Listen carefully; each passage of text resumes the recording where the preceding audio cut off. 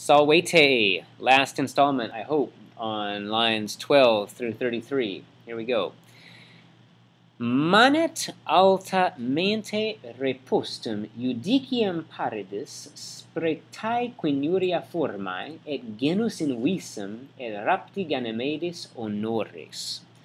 Okay, there's some pretty serious stuff. Now we're going to get into the specifics of the causes of the angers and the savage pains that have not left, or griefs that have not left the mind of Juno. Manet, there remain. Okay, and it's in present tense, but really we know this happened in the past, so it's what we call a historical present. There remained. Okay, but it says there remains to make it more vivid. Okay, repostum. Repostum means stored up. Stored up in her alta mente, in her deep mind, because her mind is very mindful. There remains stored up in her deep mind the judicium paridis, and this is a neuter, so these are subjects. There remains the judgment of Paris.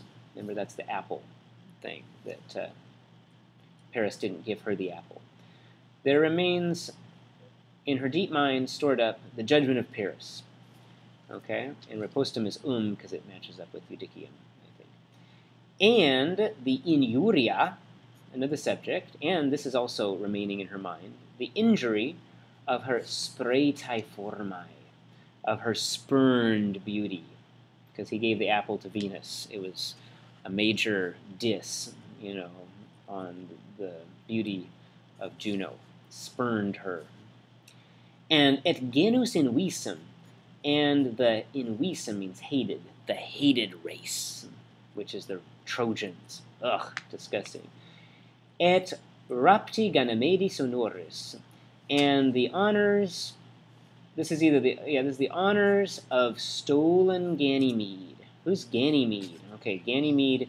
We look down here, the son of Laomedon, king of Troy, carried off by Jupiter's eagle and made cupbearer to the gods. Okay, so Ganymede was this really good-looking dude fighting on the battlefield. He was Trojan, so already Juno doesn't like him. And Zeus said, or Jupiter said, okay, yeah, I'm taking him up to heaven. He's going to be my cupbearer.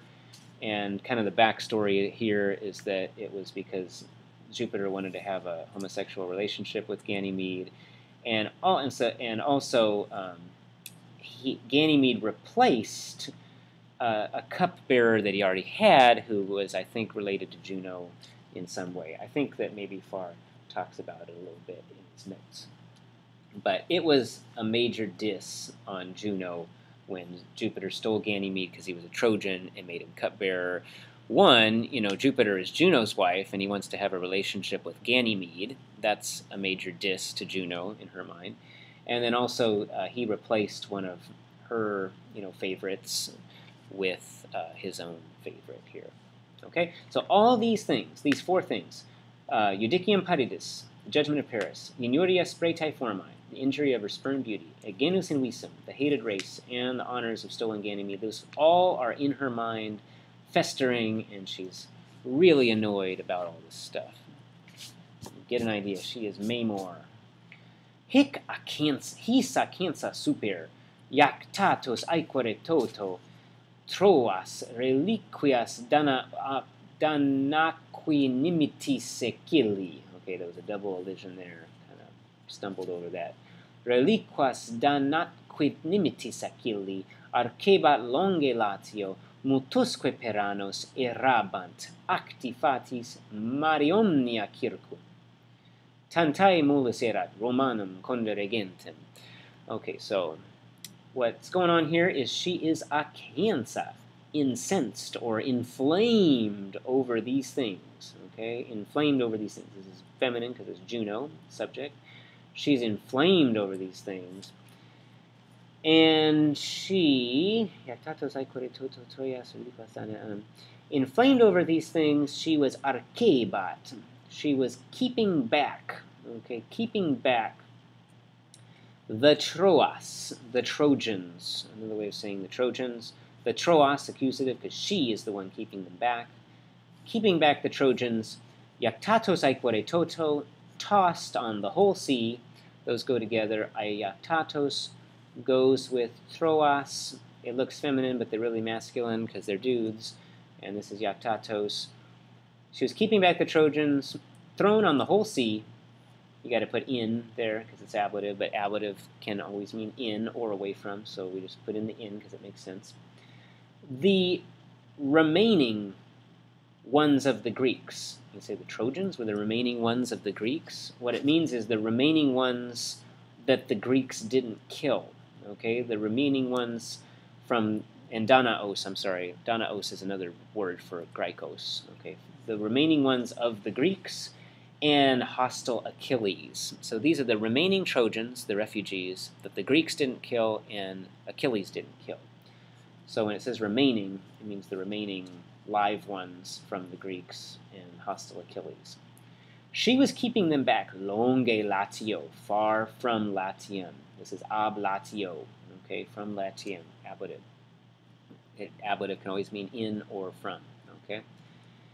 And they, now you got to look at here, this is a plural, okay? So this refers to the Trojans, it's plural. This was singular, this was plural. The int is plural, the t is singular. They were wandering, multosque peranos, through many years, okay? They were wandering through many years. Acti, a nominative plural, driven, okay, from ago, agere, driven by the fates. This is by the fates, you got fatis, okay, by the fates. Circum Maria Omnia, or Maria Omnia Circum, around all the seas. Don't you feel bad for them? Around all the seas they were wandering, driven by the fates. They can't find their home because Juno won't let them. She's keeping them back far from Latium. Tantai mulus erat Romanum condere gentem. Tantai, such a burden. These go together. Mulus is feminine. Such a burden it was to found the Roman race. Condere, to found the Romanum gentem, to found the Roman race. There's a book that's a tongue-in-cheek version of Aeneas, and it's called What a Pain It Was to Found the Roman Race, and it's quoting this quote in a humorous way. It's by Rose Williams. What a pain it was to found the Roman race. I recommend you read it. It's very good. It's pretty funny if you like sarcastic sort of humor about serious stuff. And that is the last installment. That takes us to line 33. And valete omnes. Valete.